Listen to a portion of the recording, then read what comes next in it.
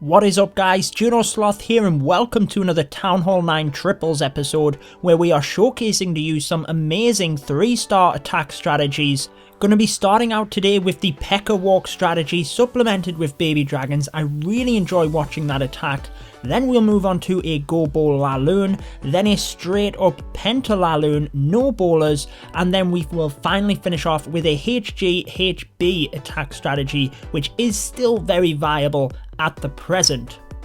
Just to make sure you stay up to date with all of my latest videos, make sure to hit that subscribe button. But starting out on this first attack, we're going to use the baby dragons to create a little bit of a funnel.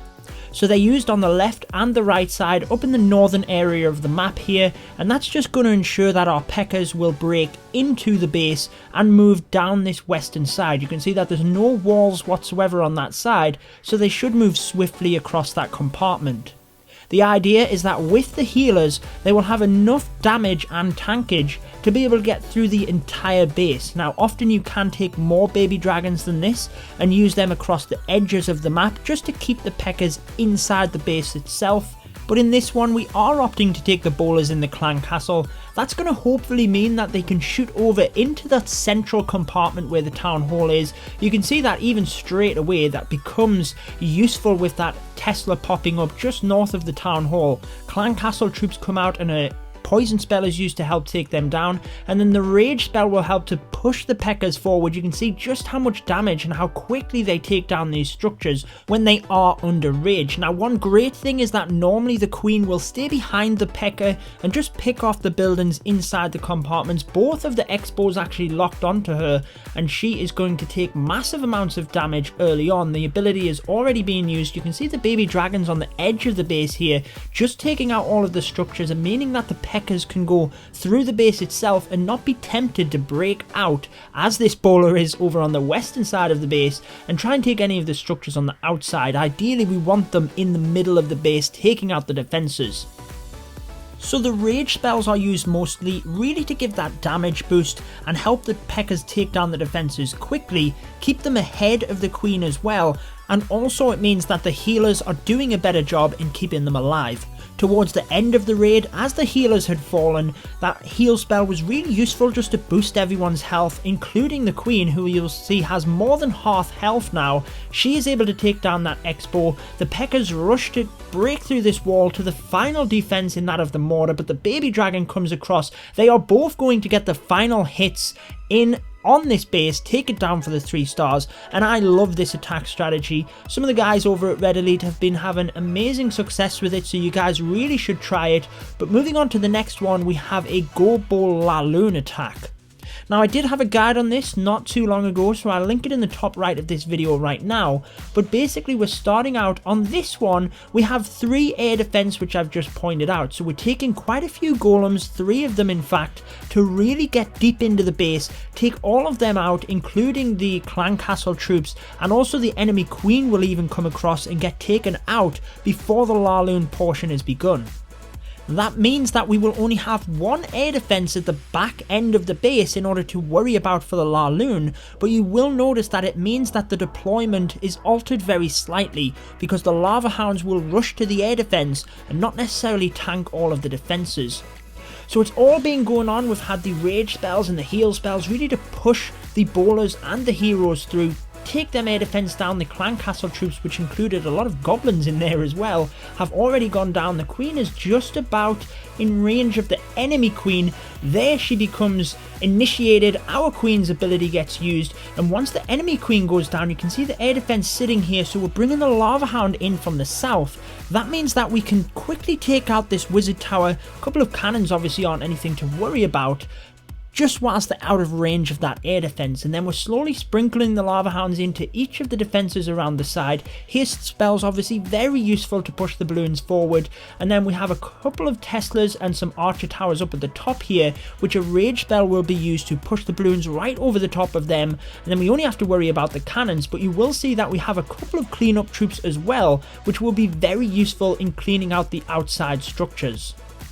So a lot of the spells were used to really take advantage of the fact that them 3 air defense were cut to that side of the base alongside the enemy CC, and since we took 3 golems we were able to get deep enough to take a lot of the defences but also the enemy archer queen.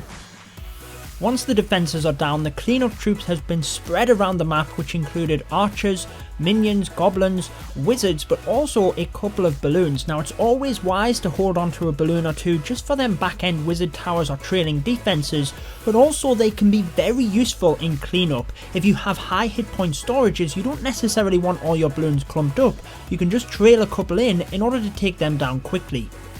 So another brilliant 3-star attack. Moving on to the next one, we're going into a Penta LaLoon. So a lot of people ask for strategies that don't involve ballers in the clan castle. This one takes a 5th Lava Hound. Now it works really well because the enemy heroes are both pushed to the western side of the base, trying to encourage the attacker to come in heavy towards the town hall, and can also be useful in defending against a queen walk. But it does mean that as long as we don't expect too much else out of this area, we can sacrifice our own heroes in order to take them down, and then it means that the Lavaloon portion will be a lot easier. So we're basically cutting in a couple of lava hounds towards the first air defense just to start with. In order to provide enough tankage, bring in a lot of haste spells, we have stacks of them in this attack to really push the balloons forward, and then it's just a case of moving around the base, bringing in lava hounds to each air defense with them balloons behind to take the other defenses out. And you will see that with so many haste spells in order to push the balloons forward, they all then converge in the middle, and you'll be surprised at how quickly these defenses are taken out. Because we have 5 lava hounds, we're able to just move around the base, bringing in the lava hounds at each air defense without worrying too much about following the lava hounds in that clockwise fashion. We can just bring another lava hound into the next air defense. Obviously the bases you're attacking do have to be chosen wisely in order to ensure that the lava hounds can sit on the air defense and tank long enough for the balloons to take out the other defenses, but I was surprised myself at how well this worked. You can see just how many balloons are left over, a baby dragon there sneaking in to help with cleanup alongside all of them lava pups from the 5 lava hounds in this attack, and it's just a case of waiting for the rest of these troops to clean up for the 3 stars. So on this base it was very heavy with defences over on the western side. Because we had a couple of lava hounds able to come in and enough balloons to take all of them out, it was then quite simple to bring lava hounds into the remaining air defence and take the rest of the defences out. Moving on to the final attack of this video. Yes, it is a ground attack, the HGHB attack strategy. It is still very viable, bringing in the giants first alongside the healers. No need to bring wall breakers because the healers will keep them giants up, and it gives you enough time as they're breaking through the initial wall for you to bring the wizards in and set that funnel. Once it is created and you can be assured that the ballers will move into the base, feel free to put them in.